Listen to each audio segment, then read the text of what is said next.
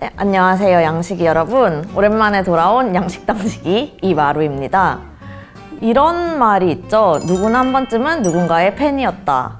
오늘은 그 좋아하는 마음을 가지고 무려 책과 영화를 내신 두 분을 모시고 이야기를 나눠보려고 하는데요. 아마 양식당 시즌 1을 보신 분이라면 좀 익숙하신 분일 것 같아요. 작업책방 씀의 운영자이시자 이번에 또 사랑에 빠져버린 거니? 라는 표제를 단 아무튼 아이돌을 펴내신 윤혜은 작가님. 반갑습니다. 양식이 여러분들. 아무튼 아이돌을 쓴 윤혜은입니다. 그리고 아직 정식 개봉 전부터 엄청난 화제를 모으고 있는 작품이죠. 가수 정준영 씨를 좋아했던 자전적인 경험을 바탕으로 영화를 만드신 성덕의 오세연 감독님. 네, 안녕하세요. 다큐멘터리 성덕을 만든 오세연입니다. 네, 이렇게 두 분을 모시고 오늘 이야기를 나눠보려고 하고요. 사실 두 분을 또 모신 가장 큰 이유가 또 있다면 팬덤은 보통 수용하거나 소비하는 역할로 소비되는 경우가 많은데 두 분은 스스로 그 경험을 바탕으로 발화자가 되셨다는 점, 발화자이자 기록자가 됐다는 점에서 또 새로운 이야기를 들려주실 수 있지 않을지 그런 생각이 들어서 모시게 됐고요.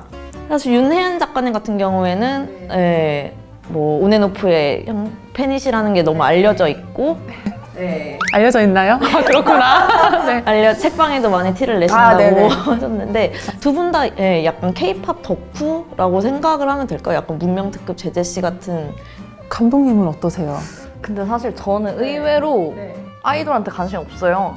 오. 라고 말하지만 근데 정준영 씨도 아이돌은 아니었으니까 또 결이 조금 다르긴 했으니까 그래서 궁금하더라고요. 근데 좀 최근 들어서는 한 지난해쯤부터는 그래도 약간 여자 아이돌 분들한테 좀 관심을 많이 기울이게 되더라고요. 왜냐면 너무 좋은 노래들도 많고 좀 4세대 아이돌 분들이 너무 멋있는 분들이 너무 많아가지고 노래도 챙겨 듣고 보고 있고. 근데 저는 뭐 아이돌에 별로 관심이 없습니다. 이렇게 약간 지금 거리 좀 떨어져 앉으세요. 거리가 생겼네요. 네네. 두 분 모두 작품이 사실 최근에 공개가 됐어요. 아무튼 아이돌이 9월 말에 나왔고 이제 성덕이 부산국제영화제 통해서 공개된 게 10월 초니까 두 분은 서로의 작품을 언제쯤 인지를 하셨을지 하고 계셨나요? 네.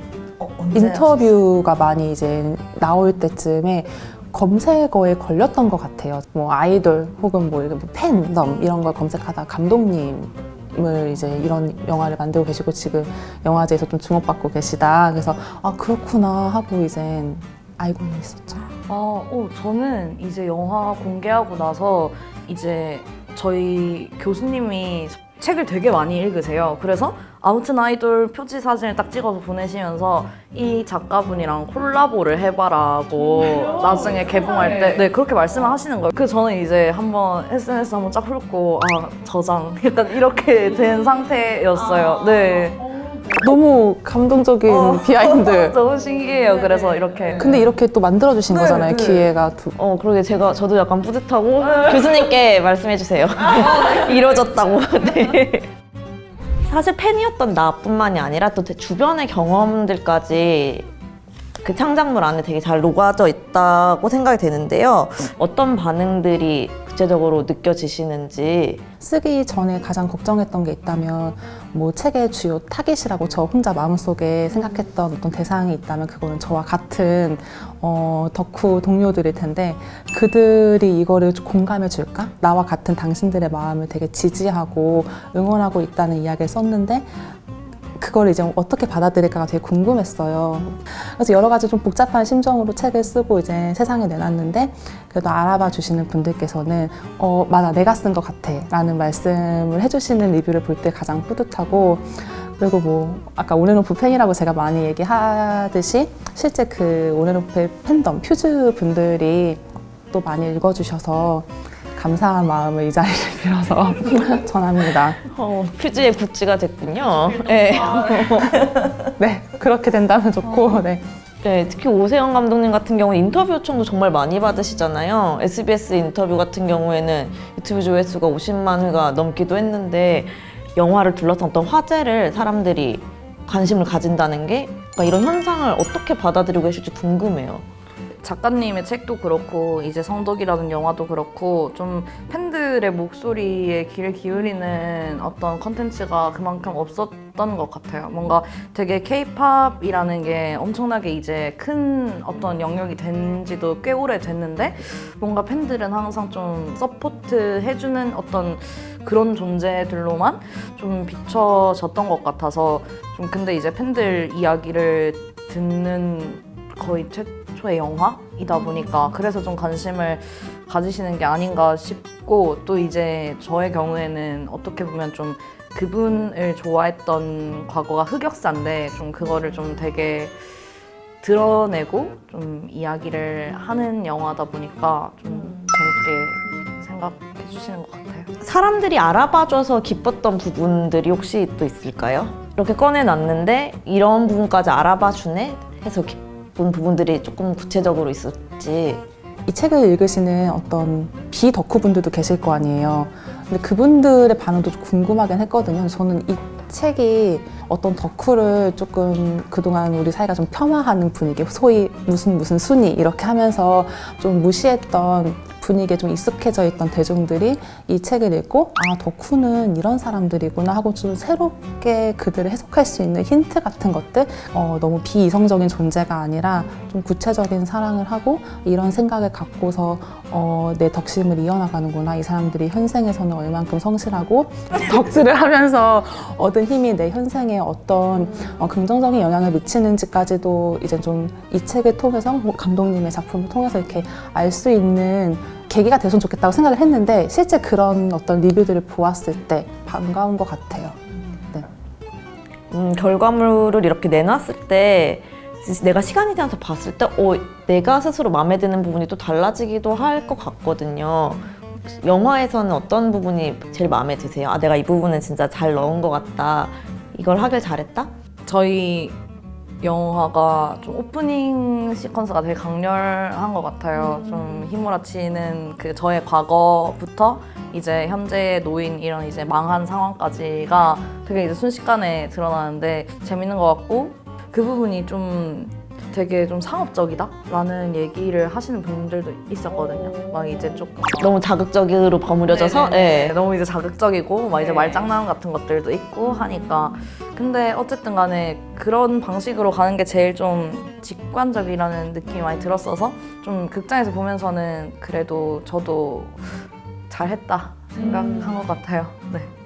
저도 감독님을 엘르 인터뷰로 한 번 뵀었는데 그때 또 하셨던 말씀 중에 되게 기억에 남는 게 물론 분노하고 뭐 슬픈 상황도 있지만 어쨌든 중요 키워드는 웃음으로 가져가서 이거 꼭 웃기는 영화가 되어야 된다고 확신을 가지셨다는 게 되게 인상 깊었어요.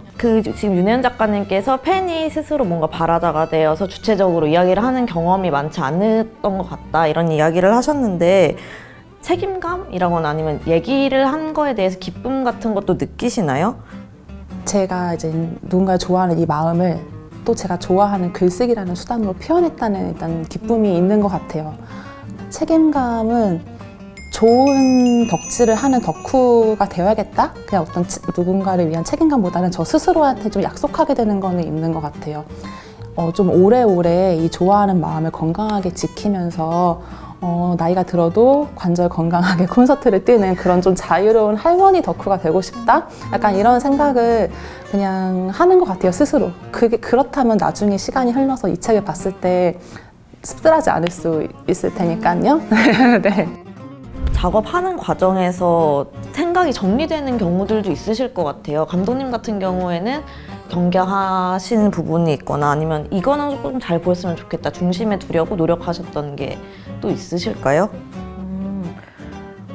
뭔가 사실 저도 이제 다큐멘터리라는 거를 처음 찍어봤고 또 이제 그 출연자들이 가까운 친구들이기는 하지만 이렇게 깊이 있고 진지하게 덕질에 대해서 이야기할 기회는 잘 없었던 것 같아요. 근데 제 감정을 좀 돌아보게 되더라고요. 되게 막 영화 만들기에 좀 집중해 있느라고 뭔가 좀 제 감정 자체를 뭐 분노 또는 슬픔 이렇게 규정을 지었었다면 이 친구들은 이제 저라는 사람을 믿고 되게 솔직한 이야기들을 해주기 때문에 뭐 분노하고 슬픈 부분들이 있지만 뭐 그래도 행복했으면 좋겠다거나 뭐 되게 이제 뭐 인터넷처럼 뭔가 되게 이분법적으로 막 뭐 아니면 아니고 맞으면 맞고 이런 세계에서는 말하지 못할 이야기들도 막 해주는데 그런 얘기들을 들으면서 아 나도 지금 이 감정 안에 약간의 그리움이나 뭔가 이제 뭔가 애틋한 마음이 아주 약간은 그 섞여 있다는 거를 인정해도 되는구나 라는 거를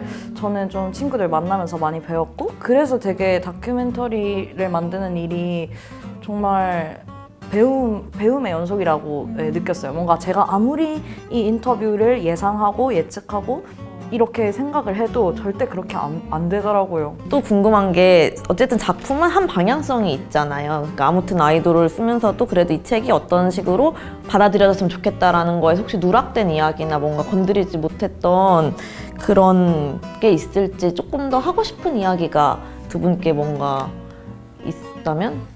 아쉬운 부분이 만약에 있다면은 이 책을 쓸 때 제가 조금 저 스스로한테 아쉬웠던 게 제가 본진이라고 하는 어떤 그 대상들이 다 남자 아이돌인 거예요. 그래서 이 책이 되게 너무 순진하고 너무 남자 아이돌을 너무 좋아하는 여성 덕후의 책으로만 보일까 봐 그게 진짜 너무 고민이 많이 됐거든요. 그런 것만은 아닌데 어쨌든 이 아이돌 시장에도 분명히 존재하는 고통과 괴로움들이 너무 많잖아요. 근데 그것들을 제가 객관적으로 어떤 균형 있게 담아낼 수 있을까 생각했을 때는 부족한 부분이 많은 책이거든요. 그걸 생각한다면.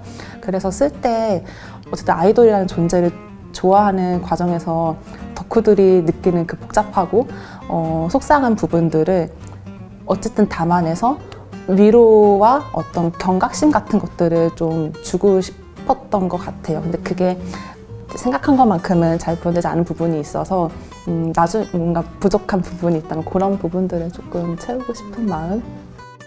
K-팝 덕후 뭐 이런 단어를 쓰기도 했지만 그 단어를 좀 바꿔서 좋아하는 마음의 힘이라는 걸로도 또 얘기를 해보고 싶어요. 어떤 아가페적인 사랑, 내 안에 이런 남을 위한 이런 이타심이 존재했나 이런 거를 또 누군가를 좋아하다 보면 느끼기도 하잖아요.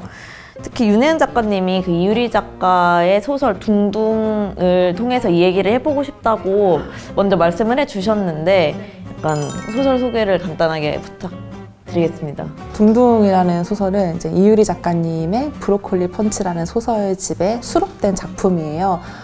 짧게 한 문장으로 하면은 내가 사랑하는 아이돌을 위해서 목숨을 바꿔도 가능할 수 있다는 그런 고민을 하는 덕후가 나오는 거예요, 결과적으로는. 그래서 이 소설을 읽으면서 이것이 나한테도 가능할까? 라는 생각을 했었던 것 같아요. 소설의 이제 서사를 보면은 그게 고민할 수밖에 없는 어떤 포인트들이 있는데 이 소설을 제가 주변 사람들한테 최근에 이제 추천하면서 어떨 것 같으니까 다들 일초의 고민도 없이 무슨 소리니 살아야 당연히 너가 살아야 되는 거 아니니? 막 이런 얘기를 했을 때 저도 물론 하겠다라고 얘기하지 않았지만 고민을 할 것 같다는 생각을 했었어요. 어떤 특정 상황이 그 소설 속에 있었기 때문에. 그래서 이런 걸 말미암아 봤을 때 저도 덕질을 하면서 제가 저 스스로한테는 하지 못했던 너그러움이나 어떤 관대함이나 어떤 사랑을 그 타인한테 쏟고 있다는 걸 되게 많이 느꼈거든요. 저는 저한테 무한한 친절을 베푸는 사람은 아니거든요. 모두가 자기 자신을 조금씩 미워하는 구석이 있고. 근데 제가 최애를 바라볼 때에는 좀 저럴 수가 있을까? 약간 걔도 걔의 그런 사랑스러움도 그렇지만 저를 봤을 때, 덕질하는 저를 봤을 때 그래서 내 안에 이렇게 타인을 향한 큰 사랑이 있구나. 그걸 깨달았을 때 되게 근데 그게 쟤한테만 향하고 있네 하고 약간 허탈한 게 아니라 나는 이런 사랑을 할 수 있는 사람이구나. 그러면은 언젠가는 나도 쟤를 좋아하고 쟤를 응원하는 것만큼 그 힘이 나한테도 돌아오겠지라고 생각을 해요. 그럼 좀 힘이 나거든요. 나는 나 자신한테도 그런 응원을 할 수 있는 존재일 거야. 이 사랑이 다른 데에도 퍼질 수 있는 힘이 있는 나라고 행복회로를 돌리는 거죠. 약간 그런 마음이 사실 다른 분들한테는 되게 비이성적으로 느껴질 수 있고 지금 제가 무슨 말을 하는 거라고 생각하실 수도 있을 것 같아요. 아유 정말 덕후구나 뭐 이렇게 생각하실 수도 있을 것 같은데 근데 맞아요. 덕후여서 가능한 마음이거든요. 이런 이타심은. 어떡하시나요? 감독님 계속 이제 고개를 같이 끄덕여주고 있어서 제가 너무 감사한데 감독님도 약간 이런 이타심을 느끼신 적이 있으세요? 뭔가 또 왜냐면은 흔히 말한 성덕 모먼트 개 탔다고 하는 거랑 또 약간 내 안에 이렇게 아름다운 마음이 이렇게 느끼는 건 또 다 되게 별개의 순간이기도 해가지고 뭔가 성덕이 되고 싶었던 마음은 어려서 가능했을 수도 있다는 생각을 저는 해요. 뭔가 사실 누구나 좋아하기 때문에 뭔가 만날 기회가 한 번이라도 더 주어지면 좋겠고 뭐 손이라도 한번 잡아보고 싶고 그런 마음이 있지만 사실은 그게 덕질의 목적은 아니잖아요. 어쨌든 덕질이라는 게 시작은 나의 행복이었던 것 같거든요. 내가 이 사람을 보고 듣는 게 너무 행복하기 때문에 하는 건데 점점 시간이 지날수록 나는 별로 중요하지 않고 이 사람이 훨씬 더 중요해지더라고요. 해주는 순간이 있어요. 그런 순간도. 지나고 나니까 아 정말 그렇게까지 할 수 있었구나 싶은 생각이 들더라고요. 참 신기한 것 같고 그리고 그 너그러워지는 마음이라는 게 저도 뭔가 너무 신기하게 느껴진 게 만약에 제가 어떤 중요한 자리에서 어떤 실수를 했다면 제 자신을 용서할 수 없을 것 같은데 근데 이제 그 친구가 예를 들어서 중요한 무대에서 삑사리를 냈다라고 하면은 너무 걱정스러운 거예요. 이 사람의 마음이 그가 친구가 이제 블로그 같은 거 했었는데 막 거기다 막 댓글 장문의 비밀 댓글 막 남기게 되고 막 그런 거예요. 너무 이제 그 사람의 그 마음을 너무 지켜주고 싶으니까 그런 것도 참 이타심인가 싶은 생각이 들고 정말 지금 너무 아름다운 감정에 또 말했지만 또 이게 좋아하는 마음이 이만큼 또 크다 보면은 그 낙차처럼 또 힘들고 부정적인 감정도 있잖아요. 내가 왜 이런 감정을 느껴야 되지? 이런 것들에 대해서도 약간 여쭤보고 싶습니다. 또 감독님 먼저 말씀을. 고등학생 때 그 친구 덕질을 이제 여전히 하고 있을 때였는데 어떤 사건으로 인해서 경찰 조사를 받았다는 기사가 뜬 거예요. 근데 그때 딱 덕질 같이 하던 친구랑 마침 이제 근처에 있어가지고 둘이 만났는데 그 친구가 정말 물 한 모금도 안 넘어간다고 하더라고요. 되게 괴로워하는데 저도 물론 그때 많이 괴롭고 막 정말 아무것도 손에 안 잡히는 그런 상황이었고 그래서 아 참 어떤 사람 때문에 이렇게까지 우리가 괴로워하면서 막 그러니까 이것도 사실은 걱정하고 염려하는 마음 때문이었겠지만 이제 결정적으로 저 같은 경우에는 어떤 중대한 사건이 있었으니까 그때 참 좋아했던 게 죄다 싶은 생각이 많이 들더라고요. 그 사람의 팬이 아니었다면 정말 다른 어떤 대중들처럼 아 정말 나쁜 놈이다 하고 그냥 욕만 할 수 있는데 뭔가 어떤 말을 하기도 조심스럽고 어떤 말을 하기까지의 생각 정리가 잘 안 되는 그런 시간들을 거치다 보니까 죄악이다, 사랑은 죄악이다 이런 생각이 들더라고요. 네. 공감이 돼요. 그 감독님 영화 속에서 나 성덕이었기 때문에 그 사건이 터졌을 때 실패한 팬으로 되었다라고 시작은 그렇게 시작되는데 그 엔딩쯤에는 그럼에도 내 안에 남아있을지도 모르는 어떤 사랑의 가능성을 소거해버리고 싶지는 않다는 그런 무드로 저는 영화가 마무리된다고 생각을 하거든요. 지금 안전한 덕생을 이어가시는 분들도 계시지만 이런 어떤 공감대가 있는 덕후들한테 약간 하고 싶은 말이 있다면은 빨리 이게 너무 죄 같게 느껴지니까 죄가 아니라는 말씀을 약간 하고 싶은 것 같아요. 그러니까 죄는 걔의 몫이지 내 몫이 아닌 거예요. 죄는 그의 몫이고 우리한테 남은 어떤 역할이 있다면은 성찰하고 좋아했던 마음을 애도하는 거. 근데 부정하진 않았으면 좋겠다. 감독님 영화에도 그 인터뷰어분들이 그런 말씀 많이 하시잖아요. 내 시절을 부정하는 것 같아서 괴롭지만 사실은 정말 그럴까? 어느 부분은 온전히 내 몫이기 내 건 거예요. 걔가 침해할 수 없는. 진짜 너무 맞는 말씀이세요. 진짜 우리가 왜 얘 때문에 부끄러워야 되고 뭔가 죄책감을 느껴야 되나라는 생각을 저도 진짜 많이 했고 작가님 책 보면서도 되게 그런 부분에서 뭔가 위로를 많이 받았거든요. 전 진짜 이 영화를 만들 때 작가님 책이 나왔어야지 됐는데 인터뷰어로 저도 왜냐하면 네. 저도 그 친구분들과 네네. 같은 경험을 있는 연예인들이 여럿 있거든요. 네네. 네. 진짜. 여기에 구체적으로 쓰지 않았을 뿐이지. 네.